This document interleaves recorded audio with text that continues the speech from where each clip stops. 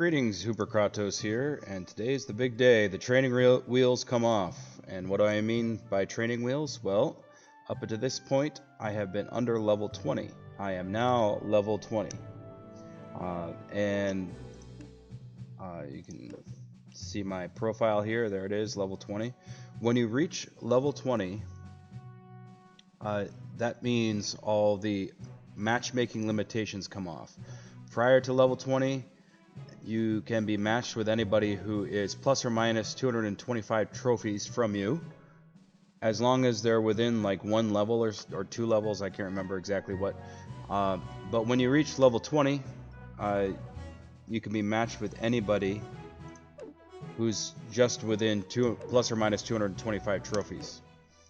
It's a little different when you get above 1275, but I'm not there yet, so we can talk about that another time. But so if you look at my standings here, I am ranked 106, and I have 1,011 trophies. This means I can be matched with anybody down to a little over 800, and even people that I can't even see on my list here.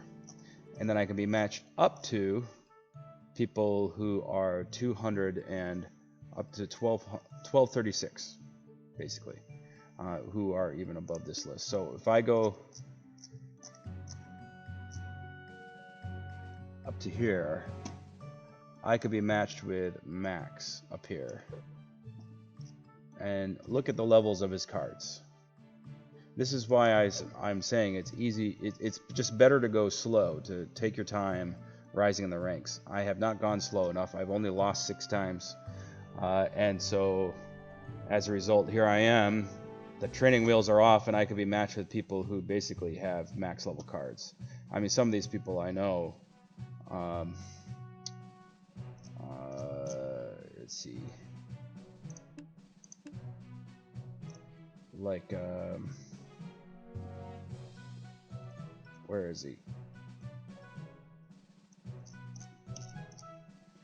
Well, anyway, there are just some people on here that I know just have a lot of high-level cards. So this guy,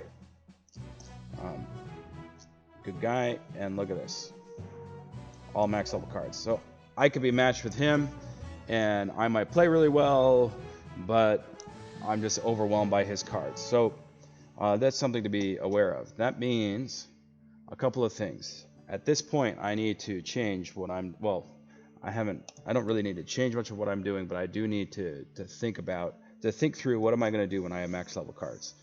For one thing, some of it is I do need to adjust a little bit with the meta. The summon magic brick and the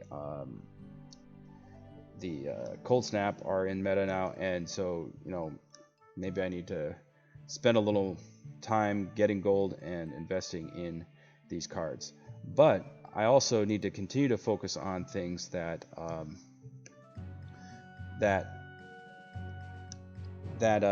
I've been investing in, cards that are more stable, like the Viking, the Koala, the Witch Doctor, the Ninja's been pretty stable, the Mummy if I want, cards that they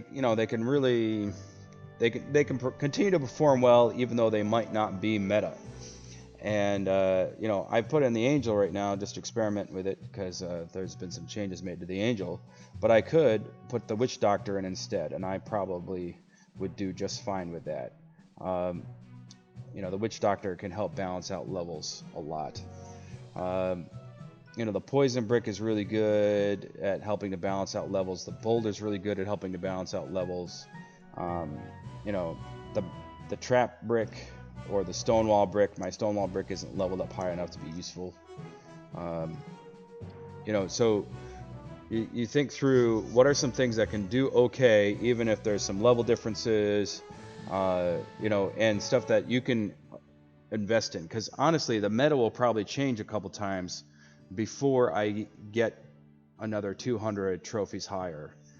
And because of that, I have to continue to invest in things that will last through multiple meta changes. My main account I've been playing for quite a long time, and I still don't have all my cards up to max. And so when the meta changes, very often I have to work hard to invest in different cards. So I have to think through that with my deck. Continue to invest in core cards and continue to use them in my decks to help balance out level differences.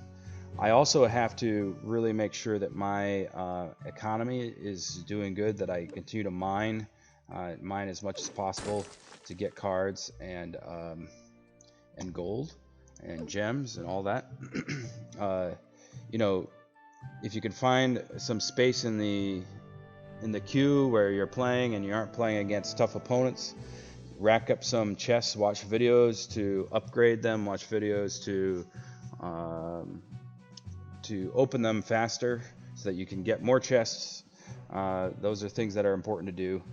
And then one of the most important things, I think, though not a lot of people do this, it seems like, is I go to this me page, which, this is the basic global rankings, and it shows you wherever you are.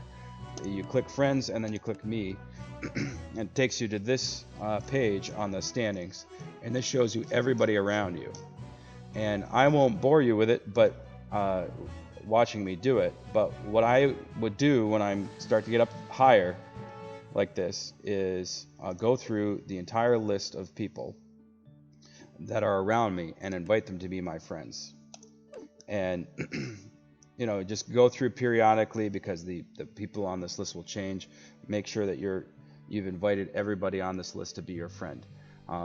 That way you have a chance to make friends. You have a chance to play friendly games against people of similar skill level to you. And then you also can keep track of who's in the queue and who's not in the queue. So those are some basic practices when you're transitioning from the training wheels to training wheels off. And keep checking this, of course. Like that skeleton brick is very tempting, but I need my gold for other things at the moment. Look for your free offers. You can watch the ad to refresh now. These are some basic stuff that you just need to get in the habit of doing, and eventually you just keep at it, keep plugging away in the queue, and keep learning, keep growing, and eventually, hopefully, you'll rise even higher in the ranks.